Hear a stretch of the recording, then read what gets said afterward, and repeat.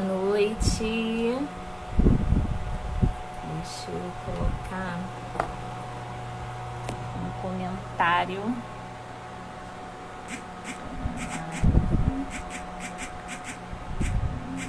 De opinião. Eu quero fixar. Deixa eu ver como é que faz para fixar isso. Fixar comentário. Show. Agora. Vou ajustar aqui meu cenário improvisado. Boa noite, galerinha. Deixa eu fixar bem aqui. Vambora.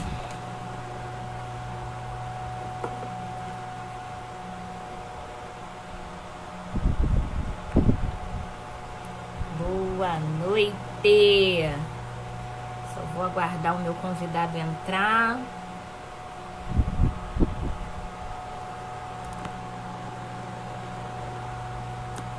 Olha, boa noite, boa noite. Meu convidado já entrou. Deixa eu acenar para ele aqui. Vambora.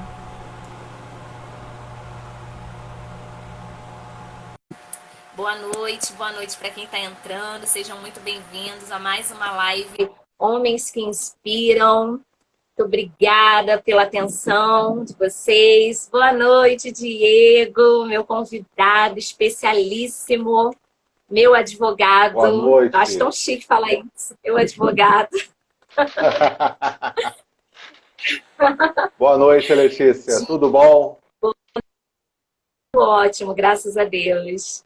Então, gente, quem for entrando, se quiserem mandar aí para convidar mais pessoas para participarem dessa live, é só clicar no aviãozinho e mandar para os seus amigos, para a sua rede de contatos.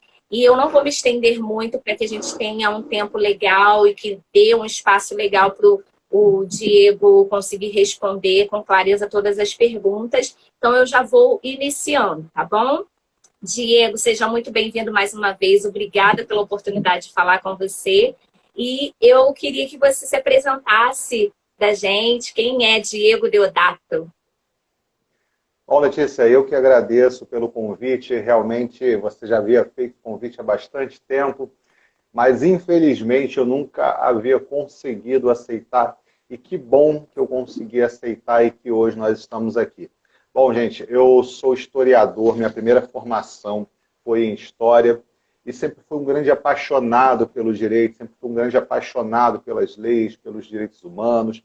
Então, eu concluí a minha segunda graduação em Direito, obtendo, então, a carteira da OAB, no qual eu fui advogado, sou advogado até hoje, e iniciei meus estudos pela pós-graduação em Direito Civil, e hoje eu tenho buscado um maior estudo no que diz respeito aos direitos das famílias, já visando o início do meu mestrado. Já consegui publicar alguns artigos no meio científico, o qual fico muito feliz. E uma das coisas que mais me chama a atenção, uma das coisas que mais me traz prazer, é exatamente essa colaboração que eu posso promover com a sociedade. A exemplo aqui a nossa live, trazendo aí um pouco de informação para todos os seus seguidores. Que ótimo, obrigada, Diego. Então, Diego, vamos iniciar aqui nosso bate-papo. E para a gente já introduzir, entrar no assunto, o que é crime de opinião? Bom, Letícia, crime de opinião é uma coisa que tem sido muito falado recentemente, principalmente nos últimos meses, dado aí a algumas situações que foram notadamente noticiadas pela mídia.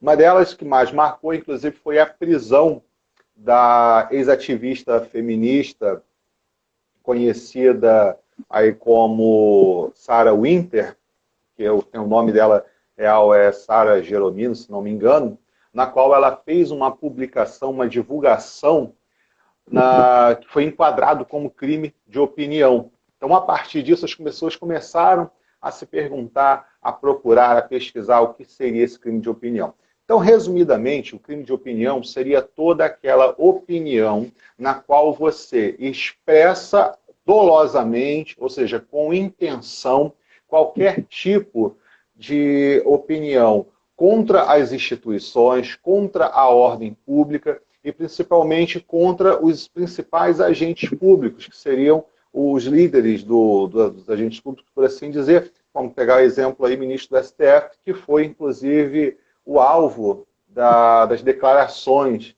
da Sarah Winter. Tá? Então, isso, inclusive, se enquadra, para nós termos ideia, se enquadra em uma lei um pouco antiga, inclusive, da época do governo militar, para você ter ideia, como é que é essa lei antiga, que é praticamente a Lei de Segurança Nacional. Então, na Lei de Segurança Nacional é que nós conseguimos caracterizar o que seria esse crime de opinião. Entendi. E qual é a diferença de crimes de opinião para liberdade de expressão? Bom, a liberdade de expressão ela é defesa pelo artigo 5º da Constituição. O artigo 5º, eu anotei aqui para não esquecer, vocês acham que nós não anotamos, mas sim, nós precisamos anotar. Imagina decorar todas as leis. Então, o artigo 5º ele é claro quando diz o seguinte, que é livre a manifestação de pensamento, sendo vedado o anonimato. Isso é a liberdade de expressão. Significa dizer que, pela Constituição Brasileira de 1988, você é livre para dizer o que você quiser. Você é livre para fazer qualquer tipo de manifestação. Isso seria o que a letra da lei nos garantiria. Só que existem alguns limites para essa liberdade de expressão. Eu costumo dizer que um ótimo comparativo para a nossa realidade é a realidade norte-americana. Os Estados Unidos possuem, sim, uma liberdade de expressão plena. Você pode reparar que eles chegam ao absurdo, ao extremo, de fazer declarações racistas, de fazer parte de organizações como a Ku Klux Klan, organizações neonazistas, entre outras. Isso é liberdade de expressão plena. Na Constituição americana, não existe qualquer previsão de cerceamento desse direito de liberdade. Pelo contrário, a sociedade americana ela sempre esteve muito acostumada a gozar desse direito de liberdade extrema. Você pode reparar, por exemplo, que recentemente, na passeata do Black Lives Matter, de um lado da calçada nós tínhamos manifestantes negros e do lado oposto, ou seja, na outra calçada, nós tínhamos supremacistas brancos defendendo que não deveria haver aquela manifestação negra e expondo, exteriorizando o seu repúdio ao negro. Então isso é liberdade de expressão. Ainda bem, apesar dos pesares de todos os males que nós temos aqui, no Brasil isso não é assim. Não é assim que acontece no Brasil. No Brasil, os direitos, inclusive, isso já foi alvo de um artigo científico que eu publiquei, se chama Colidência dos Direitos Fundamentais. O que seria isso? A Constituição nos garante alguns direitos. Direito à vida, direito à liberdade de expressão, direito à imagem, etc. Mas existem situações em que os direitos colidem. É como uma colisão realmente. E quando há essa colisão, é preciso que haja o bom senso para determinar qual direito irá sobrepor ao outro. No caso da nossa liberdade de expressão, ela não é uma liberdade de expressão plena, assim como os nossos vizinhos norte-americanos. A nossa liberdade de expressão é uma liberdade de expressão restrita. Ela tem algumas retenções. E essa restrição se dá principalmente quanto à liberdade de expressar naquilo que não haja ofensa. Alguns juristas, alguns doutrinadores alegam que nós temos sim uma liberdade de expressão plena. Por exemplo, aqui na live, fazer qualquer tipo de declaração, mesmo de natureza racista, nazista, homofóbica. O que acontece é que, após essa manifestação, eu sofrerei consequências. Quais seriam essas consequências? As consequências legais. Naturalmente, eu sofreria um processo criminal, caso eu ofendesse alguém, eu sofreria um processo civil, enfim. Existe essa consequência. Então eu tenho sim uma liberdade plena, mas eu tenho que arcar com as consequências dessa manifestação. Já outros defendem que não, se existe uma regra jurídica, se existe uma lei que te proíbe fazer, via de regra, você não pode fazer. E se você faz, você está transigindo a lei. E caso haja essa transigência da lei, aí você vai sofrer, naturalmente, o peso da lei penal, mas, acima de tudo, a lei penal age como um limite, um cerceador, para que a ofensa não entre no discurso como liberdade de expressão. Então, quando você me pergunta a diferença de liberdade de expressão para crime de opinião, eu poderia, em uma frase, resumir para você que o crime de opinião é resultado do abuso da liberdade de expressão. Muito bom, muito bom. Agora, quais afirmações públicas podem ser consideradas crimes de opinião? Tanto para uma pessoa pública, e hoje eu vejo pessoas públicas como influencers, digitais, não só pessoas, celebridades, artistas, tanto para pessoa pública quanto para pessoa anônima. Quais dessas afirmações poderia alguém vir, meu vizinho, e querer me processar por um crime de opinião? Cita algumas para a gente ter uma noção. Certo, vamos lá. Crime de opinião, como eu falei anteriormente, ele é muito bem descrito na Lei de Segurança Nacional. O que não pode, de maneira alguma, se confundir, por exemplo, com a calúnia, com a injúria, com a difamação. São coisas totalmente diferentes. E apesar de também serem derivadas do excesso, do abuso da expressão do indivíduo, elas não podem ser caracterizadas como crime de opinião. O crime de opinião, nós vemos no artigo 1º da Lei de Segurança Nacional, que ele diz o seguinte, que a lei prevê que os crimes de opinião são os crimes que lesam ou expõem a perigo de lesão. Vamos lá, a integridade territorial e a soberania nacional, o que seria isso? Alguém que faz alguma manifestação, que emite alguma opinião da seguinte natureza. Gente, vamos botar fogo em todos os quartéis da Polícia Militar no Brasil. Isso seria enquadrado em crime de opinião.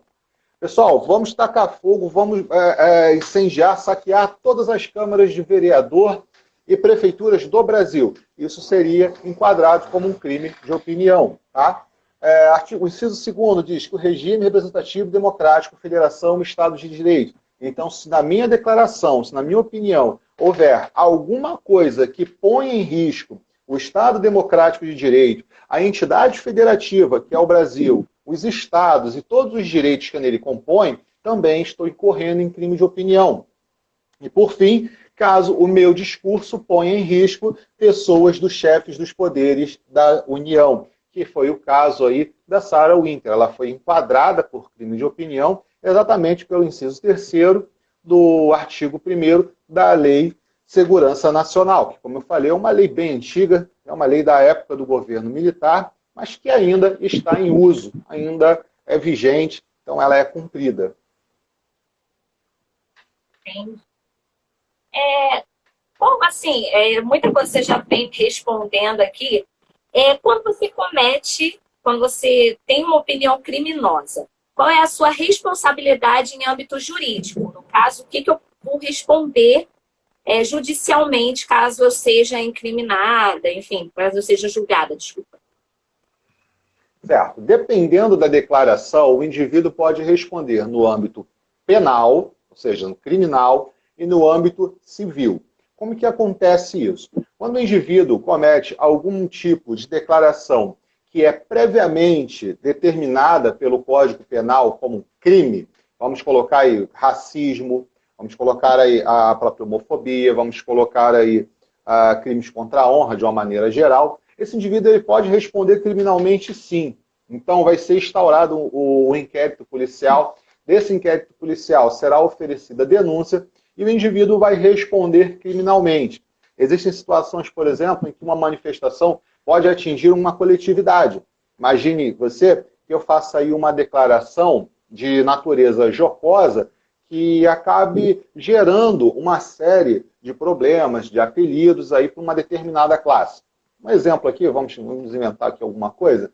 Digamos que eu crie aí alguma declaração que ridiculariza e que expõe ao ridículo aí músicos que tocam clarinete, que é um instrumento de sopro. E aí eu faço uma alusão qualquer ao instrumento de sopro. E aí, de repente, todas as pessoas que tocam clarinete começam a ser ridicularizadas com base naquela piada, naquela opinião, naquela divulgação que eu fiz.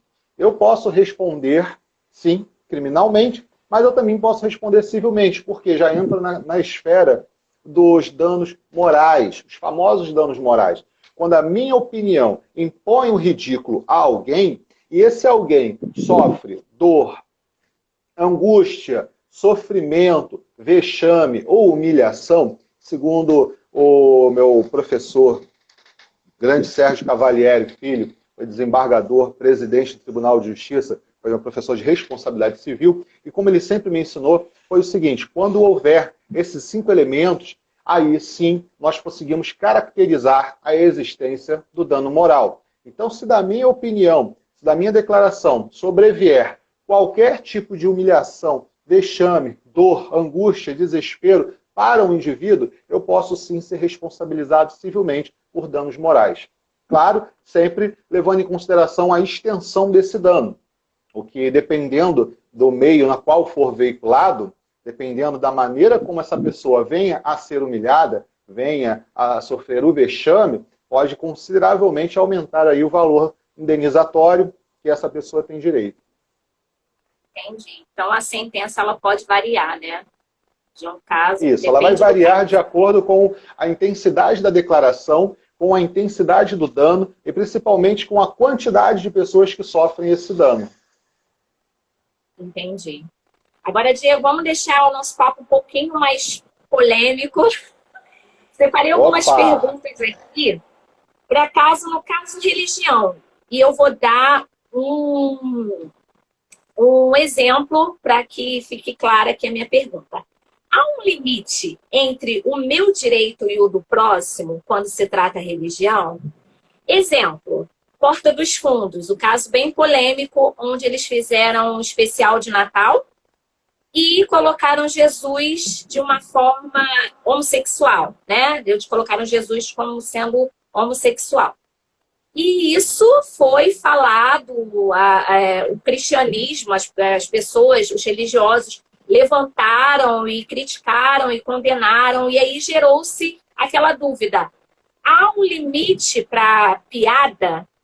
E tem até uma outra pergunta aqui, depois do caso Léo Lins, que eu também vou entrar, que me afetou diretamente, mas isso é para outra pergunta. Mas no caso da religião aqui, vale tudo para uma piada? Eles têm esse direito por eles serem comediantes, por estarem fazendo uma comédia para as pessoas rirem? Então, assim, eles podem invadir o que eu acredito de religião para poder fazer uma piada? Bom, Letícia, o tema não é polêmico, não. Ele é super polêmico, tá? É muito. Porque o que acontece? Está sendo muito discutido qual seria o limite entre a liberdade de expressão. Até onde a liberdade de expressão e aonde passa a ser uma censura. O maior medo do artista, seja ele que trabalhe com música ou com humor, é a censura. E quando Porta dos Fundos liberou esse especial de Natal, e já havia liberado outros nos anos anteriores, tão polêmicos quanto, eles não levaram em consideração a questão da ofensa ao religioso. Por quê? Na ideia dos artistas, eles estavam fazendo uma adaptação de uma figura religiosa e não uma agressão direta ao religioso, que é um argumento, serve como um argumento que explica, mas ao meu ver não justifica. Por quê? Lembra que eu falei com você que o limite da liberdade de expressão é a honra subjetiva do outro indivíduo? Até onde eu posso ir? É muito fácil entender isso. Eu posso ir até onde eu não lhe ofenda. No momento em que eu passo a lhe ofender, isso já significa que eu extrapolei o limite da minha liberdade de expressão. E quando nós falamos em liberdade de expressão artística, a coisa se torna muito mais complexa. Por quê? O artista pode, inclusive, defender que aquele número, que aquela cena, que aquela peça específica tem um propósito, ela tem um convite a uma reflexão. Ele pode defender, inclusive, que aquilo foi daquele jeito exatamente para provocar a discussão, para provocar, para convidar a sociedade a falar de um tema, que no caso seria a sexualidade. Particularmente eu não assisti o especial, eu apenas vi a repercussão. Até porque, dado a natureza do conteúdo, né, a natureza do vídeo, não me interessou, realmente não me despertou qualquer tipo de interesse. Normalmente eu já não sou muito fã do Porta dos Fundos. E aí com um tema desse aí, eu juro para você que não me despertou tamanho interesse. Apesar de que teria sido muito bom ter conhecido para tomar como base de avaliação. Bom, mas de qualquer forma, o que se nota é que durante muito tempo os artistas utilizaram a liberdade de expressão para proferir ofensa gratuita. Quem nunca assistiu os Trapalhões, não é mesmo? E o problema todo de Trapalhões era o quê? Chamavam o Mussum de Tizil, de Azulão, capa de Bíblia, e N apelidos. Ainda que o sambista Mussum não esquentasse com isso, ele acabou, os Trapalhões no programa, acabou colaborando para que esse tipo de apelido fosse perpetuado, porque as crianças queriam imitar os Trapalhões. Você via 4 meninos juntos, eles diziam, eu sou o Didi, eu sou o Dedé, e o negro sempre era chamado de Tizil. E ele acabava crescendo com isso. Inclusive, é um livro super interessante que eu estou lendo. Assim que eu comecei a lê-lo, eu imaginei imediatamente a nossa live. Pele Negra, Máscara Branca. É um livro da década de 50, foi escrito na França, no qual ele relata a necessidade que o negro tem de se enquadrar na sociedade branca. E muitas das vezes ele sofre apelidos, não reage a determinados apelidos, na tentativa de se enquadrar nessa sociedade. Ou seja, a questão do apelido ele não é só uma violência naquele momento, ele acaba sendo uma violência de médio e longo prazo também. Então, se eu trago uma violência, mesmo que dentro de um contexto, vamos dizer assim, artístico, né, como foi o exemplo do Porta dos Fundos, isso me permite não apenas provocar ali uma discussão, isso não me permite apenas convidar um diálogo um pouco mais agressivo, mas isso tem também o seu revés. E o seu revés é o quê? É o bullying, é a prática vexativa, jocosa, que as pessoas sofrem de médio a longo prazo.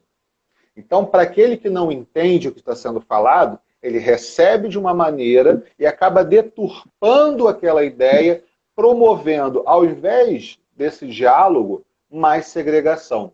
Então, ao meu ver, o que Porta dos Fundos fez foi um grande desserviço para algo que nós já tínhamos avançado muito, que era o respeito às religiões. Você vê que muitas pessoas pedem respeito por religiões de origem africana, que é o caso da Umbanda, Candomblé, próprio Molocô. Mas a contrapartida, algumas pessoas acabam agredindo o cristianismo. E eu não quero dizer que quem agride o cristianismo sejam representantes de religiões de matriz africana. Não é isso. Mas se nós pedimos defesa para uma, nós temos que defender também a outra.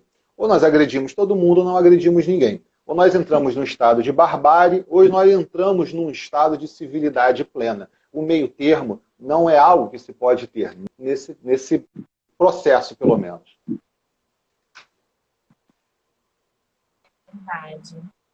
Então, Diego, pegando o gancho aí do que você falou, que a partir do momento que vira ofensa já não é piada, como a gente consegue colocar isso para os dias atuais, onde tudo é ofensa?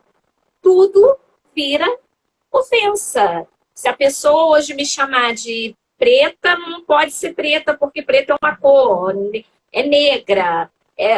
Assim, eu não posso falar a palavra denegrir, porque denegrir tem uma história, criado mudo. Assim, tem muita coisa vindo à tona agora, e aí às vezes eu fico perdida se é uma geração mimimi ou se realmente as pessoas estão acordando para que, peraí, eu fiquei anos sendo tratada de uma forma inadequada, achando que era o correto, mas hoje eu não admito ser tratada desse jeito. Então, assim, será que daqui a um tempo não vai ter mais, não vai ser mais engraçado nada que a gente achava que era engraçado no passado, sabe? Você tá entendendo o que eu tô querendo dizer? Que, tipo, hoje tudo é ofensa. Eu tenho que me policiar porque eu posso ofender e às vezes para mim não é nada demais, mas para a pessoa que vai ouvir pode soar como uma ofensa. Então, como que a gente lida sabendo que hoje a gente tem essa geração ou uma geração muito mimizenta ou uma geração muito para frente que não aceita mais certas coisas?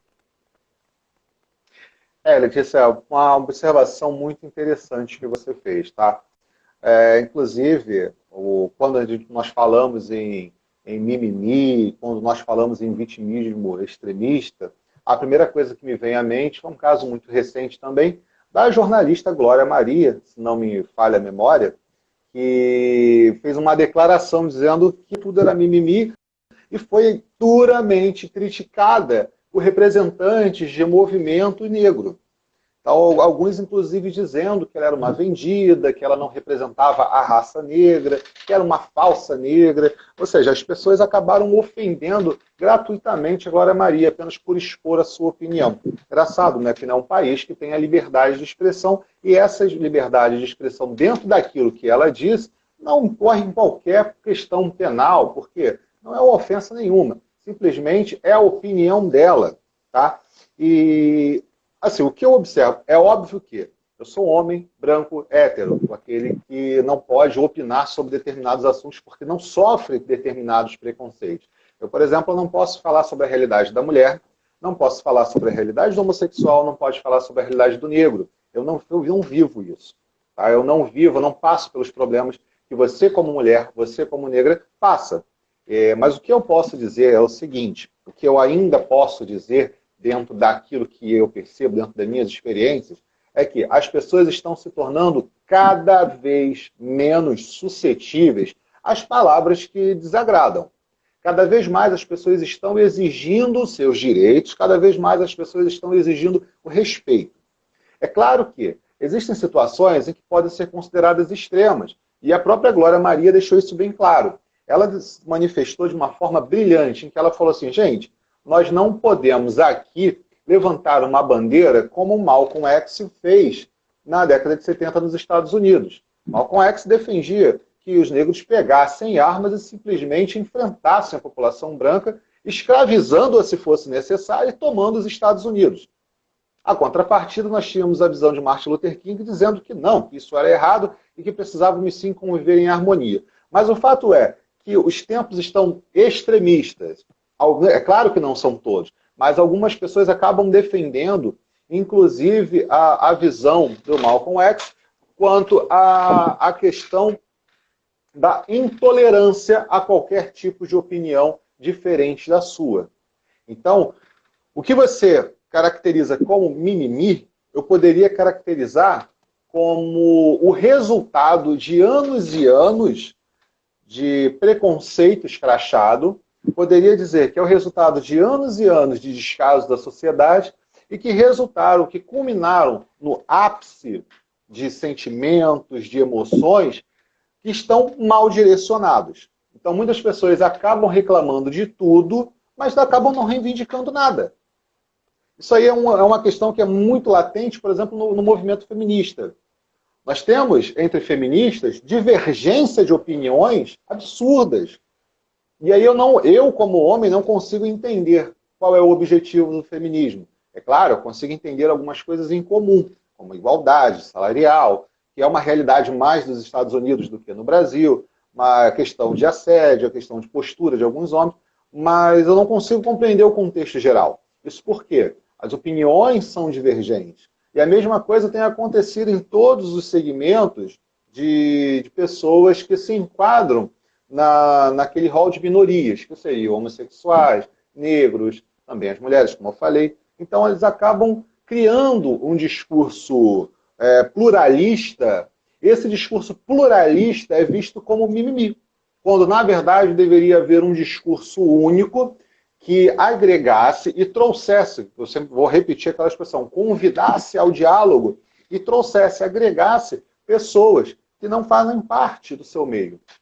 Então, eu acho que a questão do mimimi, ela está sendo interpretada como o extremo de declarações desconexas. E realmente nós precisamos acabar com isso. Nós não podemos acabar com as reivindicações. Nós temos que acabar com o mau direcionamento da reivindicação. Porque senão fica parecendo um monte de adulto. Por favor. Pode falar, desculpa. Picotou aqui, eu não... Fica parecendo um monte de adulto. Senão fica parecendo um monte de adulto fazendo pirraça de criança. Quando, na verdade, nós precisamos vê-los como adultos fazendo reivindicações humanas. Exatamente. Eu, assim, eu fico um pouco perdida, eu fico tentando entender, porque realmente eu acho que ficaram tantos anos com esse ressentidos, que agora que eles têm a oportunidade de gritar pelos seus direitos, lutar pelos seus direitos, está meio bagunçado, parece que está desorganizado e tudo eles questionam e tudo eles querem reivindicar, e aí fica estranho. Vou dar um exemplo simples que eu fico, gente, eu uso trança, eu posso usar trança porque eu sou negra. Aí uma amiga minha de cabelo liso, você vai colocar trança, ela está fazendo apropriação cultural. Gente, sabe, são coisas assim que eu falo, qual a necessidade disso? Né? E é curioso, porque quanto a essa questão de apropriação cultural, eu consigo enxergar de uma maneira diferente. Eu falo assim, gente, se eu fosse negro e visse um branco usando dread, eu ia me sentir orgulhoso, porque eu ia falar assim, ele gosta tanto da minha cultura que ele está copiando, ele quer usar, ele quer fazer parte daquilo, ele quer fazer parte do meu mundo, ele quer ser como eu, ele quer ser um pouco negro, não porque ele queira ser um pouco negro, mas porque se nós vivemos em uma sociedade, se nós comungamos direitos e deveres, é natural que troquemos informações, que troquemos experiências. E um dreadlock, por exemplo, uma bata africana toda colorida, deve ser compartilhada também. Até porque a troca de experiência cultural é o que enriquece uma população, é o que enriquece um povo. Nós precisamos desse sentimento de nação. A nação brasileira é uma nação miscigenada, não tem como fugir disso. Caiu aqui para mim. Não consegui pegar o seu final, caiu aqui para mim. Tá me ouvindo bem?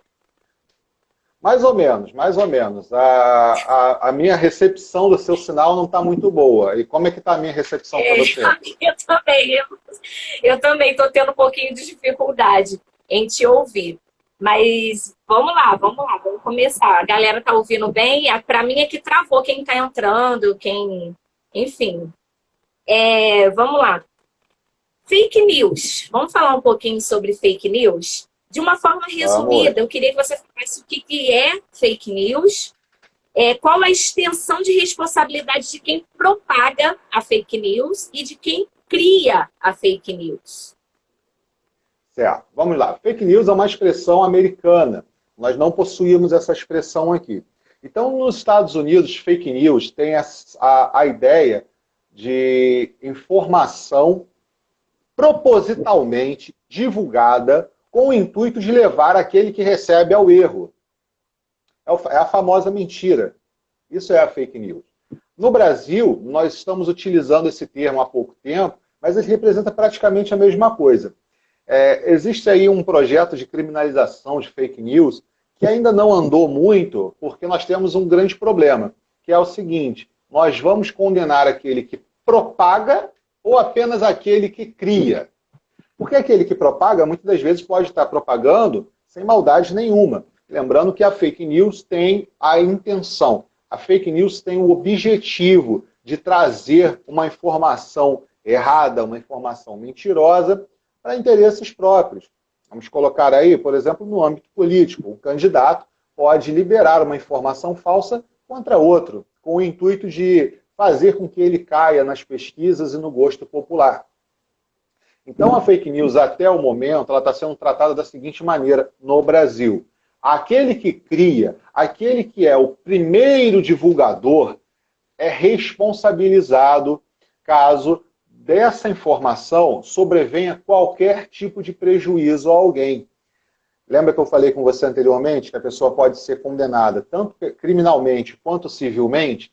No que diz respeito a fake news, isso não se afasta. Mantém essa regra. Então, dependendo da amplitude, dependendo de qual seja a minha fake news, dependendo daquilo que eu traga de malefício para alguém, eu serei responsabilizado dentro da sua devida proporção.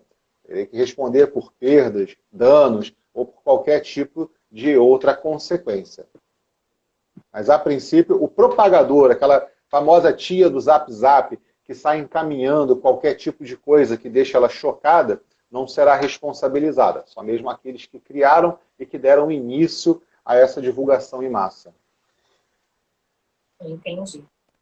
Diego, agora falando aqui sobre a opinião em si, você acha que a gente está reprimindo as pessoas que não conseguem, com medo de opinar e parecer que você é gordofóbico, homofóbico, enfim, racista? Vou dar um exemplo. Certa vez conversando com um amigo meu, homossexual e homoafetivo, agora eu não sei mais como eu posso falar, né? E aí estava muito no auge, parece que eles estavam querendo colocar uma lei em que a igreja evangélica permitisse o casamento homoafetivo dentro do seu templo. E aí nós debatendo, a gente acabou debatendo sobre o caso, eu falei, eu não concordo, porque a partir do momento que a gente acredita em uma escritura que diz que é pecado, como que a gente vai permitir isso? E aí eu me tornei homofóbica. Como assim? Por que eu sou homofóbica? Porque eu não estou concordando de que tem que realizar. Eu acho justo, sim, a união estável das pessoas, porque eles têm que ter esse direito, tem que ter esse respaldo caso aconteça alguma coisa na ausência do seu companheiro ou companheira. Mas até que ponto os direitos deles podem afetar o meu direito, no que eu acredito, sabe? Então eu fiquei assim, meu Deus, eu não vou falar mais nada, porque será que eu sou? Eu até despertou essa dúvida em mim. Será que eu sou homofóbica? Não, Letícia, será que por pensar dessa tranquila. forma eu sou homofóbica? Não, fica tranquila, porque você não é homofóbica. O que acontece é o seguinte, existe, como eu já falei para você, em todas as correntes de classes minoritárias, as minorias, existem as correntes mais radicais. Então, vai ter gente, por exemplo, se você disser, olha, a minha religião não vê com normalidade a relação entre pessoas do mesmo sexo. Ela vai chamar você de homofóbica. A questão é que eu não estou falando do cristianismo, estou falando do Islã, por exemplo. Mas as pessoas acabam achando no direito de mudar instituições. Então, é exatamente uma limiar, uma linha muito tênue, muito fina, que separa o direito de pensar, o direito de agir, que é o caso do cristianismo, que também tem aí uma certa aversão à relação entre pessoas do mesmo sexo, como é o caso do Islã, e a contrapartida das pessoas que querem se casar na igreja. O que eu acredito que esteja acontecendo é exatamente o início de um diálogo que ainda precisa amadurecer muito. As pessoas que exigem direito, que exigem respeito, elas não estão respeitando e não estão garantindo o direito das outras. A coisa acaba se tornando um pouco ofensiva, porque imagine você ter que admitir o casamento na sua igreja, um casamento que até então era realizado entre pessoas de sexos opostos, e você ser obrigada a aceitar o casamento de pessoas do mesmo sexo na sua religião. Repare que a igreja, tal como qualquer religião, é livre para adotar os seus regimentos, seus regramentos e seus rituais. Então, é totalmente desproposital exigir que as instituições se abram e aceitem qualquer tipo de situação. A exemplo do casamento gay. Mas existem algumas igrejas que são um pouco mais flexíveis quanto a isso, principalmente igrejas protestantes. Algumas igrejas protestantes têm pastora transexual, tem pastor gay, não vem problema nenhum quanto a isso. Eles oferecem uma releitura da Bíblia. O mais importante é o seguinte, que em momento algum o religioso está dizendo você é uma aberração porque eu acredito nisso, ponto. Não é isso que está acontecendo. O que está acontecendo é que algumas pessoas pedem para que esse casamento não seja feito dentro dos moldes religiosos, até mesmo porque a religião não contempla isso. Então, mais um exemplo daquele extremismo que nós conversamos anteriormente, pessoas que simplesmente têm uma reivindicação para fazer, mas que infelizmente não sabem direcionar essa reivindicação. Infelizmente essas pessoas não estão sabendo como direcionar o seu pedido. E acabam sendo mal interpretadas, muitas vezes até gerando um clima de animosidade, o que ao invés de ajudar na compreensão, ajudar na igualdade, acaba promovendo um desserviço. E aí as pessoas acabam tomando uma certa raiva, ou a palavra que está na moda, o ranço, né, de algumas pessoas que porque querem forçar alguma situação que não deveria ser feita. E nesse caso, Diego, caberia um processo por calúnia? O pessoal comentou aqui, e eu vou colocar essa pergunta para você. Caberia um processo contra a calúnia? Tipo, eu sou taxada como homofóbica, eu não sou homofóbica. Como faz? Sim, até mesmo porque homofobia é crime. Seria a mesma coisa que alguém chamar você, por exemplo, de nazista. Alguém descobre, vamos criar aqui uma hipótese, alguém descobriu que você votou no presidente, no atual presidente, Jair Bolsonaro, e ele é largamente chamado de nazista nas redes sociais. E aí alguém descobre que você votou no presidente Jair Bolsonaro e começam a te chamar de nazista. Vale dizer que nazismo é crime. E se alguém está te chamando de nazista, está te chamando de criminosa. Então, essa pessoa, aí olha só a questão da liberdade de expressão. Ela tem o direito de falar o que pensa de você, mas ela não tem o direito de cometer um crime contra você. Então, quando ela te chama de nazista, quando ela te chama de homofóbica, ela está te chamando de criminosa. Então, a essa pessoa cabe, sim, todas as imputações legais que a ela couber. Por quê? Imagine você que você está num ambiente de trabalho em que tenhamos aí uma certa porcentagem de pessoas homossexuais. No momento que alguém te chama de homofóbica, os homossexuais não vão vir perguntar a você, ô Letícia, o que aconteceu para você ser chamada de homofóbica? Não. Eles vão achar que você é homofóbica e vão mudar radicalmente a postura com você. Agora imagine, por exemplo, que o seu chefe seja gay e que ele ouça que você é homofóbica e que você está fazendo declarações homofóbicas. Ele pode, inclusive, despedir você. Você pode perder o seu emprego por conta de uma motivação irreal. Então, da mesma forma que nós temos que tomar cuidado com o limite para que não ofendamos as minorias também precisam atentar para esses limites para que dentro de todo o seu contexto, dentro de todo o seu diálogo, dentro de todas as suas reivindicações, também não incorram em crime. Mas precisamos deixar isso bem claro. A base legal é uma via de mão dupla, na qual eu tenho direitos, mas eu também tenho deveres. E sobre esses deveres também está de zelar para o outro. Então, é claro, ninguém pode sair chamando você de homofóbico, ninguém pode sair qualificando você, principalmente uma qualificação tipificada criminalmente. Isso daí não pode acontecer, tá? A pessoa que faz isso está sujeita aí a todos os ditames da lei. Entendi. Diego, a gente está caminhando para o fim. Eu não te falei que o papo, quando é bom, ele flui. Sério? É muito rápido. Sério. O papo flui. Quando o papo é bom, vai fluindo as perguntas, o bate-papo quando a gente vê. Mas ainda dá tempo aqui de fazer uma perguntinha. Por que é tão assim, para pré-finalizar o nosso bate-papo, que está maravilhoso, por que é tão difícil fazer com que as pessoas entendam que e sim uma ofensa? Ainda mais nos dias de hoje. Você pode repetir, por favor, que cortou para mim. Assim, por que é tão difícil fazer com que as pessoas entendam que nem tudo é opinião, e sim uma ofensa? Bom, Eu vou responder isso aí fazendo uma abordagem da filosofia. Como eu sempre estudei muito filosofia, eu tive o contato com alguns elementos da natureza humana. E, resumidamente, as pessoas querem ter razão. Infelizmente, o ser humano é uma criatura muito complicada. Ele não diz, eu estou errado. O ser humano gosta de dizer, viu como eu estava certo? Eu já tive o privilégio de assistir uma palestra do professor Leandro Carnal, no qual ele abordou exatamente isso.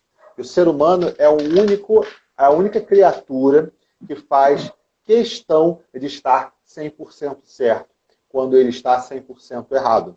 Então é muito mais produtivo quando nós reconhecemos o nosso erro, mas também é muito difícil. É muito difícil, por exemplo, você reconhecer que deu uma opinião errada, é muito difícil você reconhecer que você causou alguma ofensa. É sempre muito mais fácil você dizer o quê?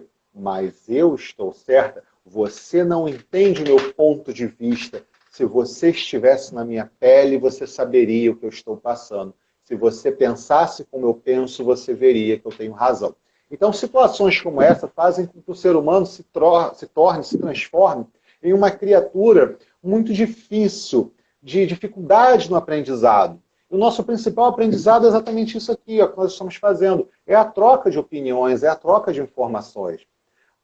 E aí já dizia um ditado chinês antigo, se você quer ter um inimigo, diga a ele que ele está errado.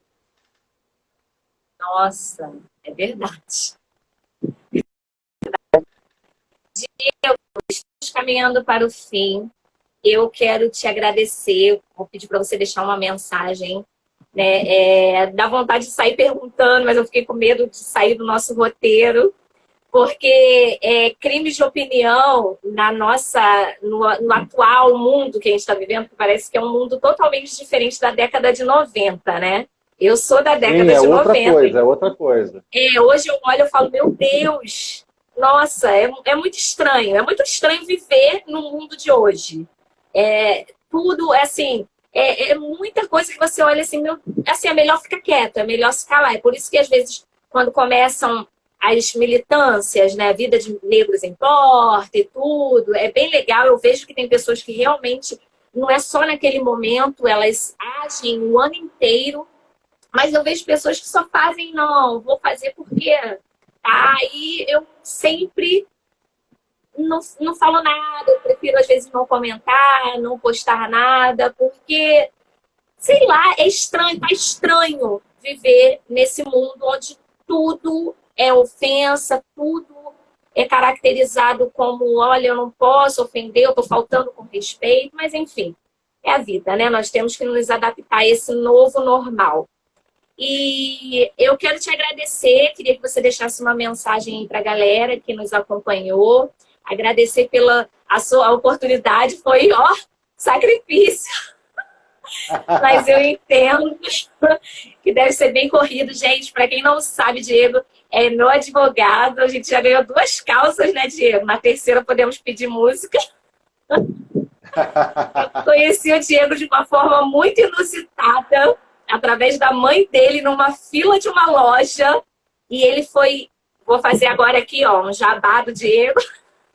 E ele foi super prestativo. Na mesma hora que a mãe dele ligou para ele para resolver meu problema nessa loja, ele foi lá, ele resolveu. E desde então, qualquer coisa é Diego, ajuda, Diego.